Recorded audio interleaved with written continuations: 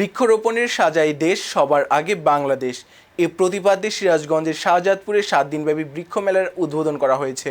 শনিবার 25 জুলাই শাহজাদপুর সরকারি পাইলট উচ্চ বিদ্যালয় মাঠে এ মেলার আনুষ্ঠানিক উদ্বোধন করেন স্বাস্থ্য ও পরিবার কল্যাণ মন্ত্রণালয়ের প্রতিমন্ত্রী এবং সিরাজগঞ্জ 6 শাহজাদপুর আসনের সংসদ সদস্য professor doctor M A Muhith.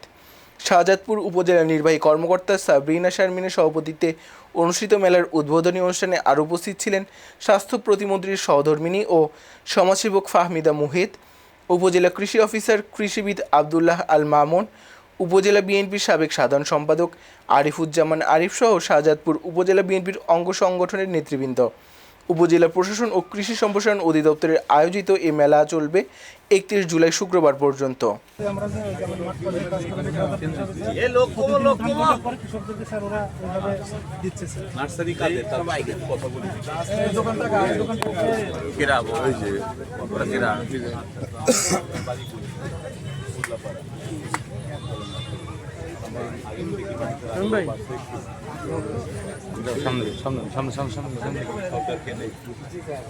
বেসরকারি নর্মাল মানুষ যারা কেনে বেসরকারি নর্মাল মানুষ কোন বয়সী মানুষ বেশি আপনার মনে করেন যে মানে মধ্যম বয়সী মানুষটাই বেশি। মধ্যম বয়স কত বয়স? আপনি মনে করেন যে 30 থেকে 40-45। আচ্ছা, তারা কিনতেছে।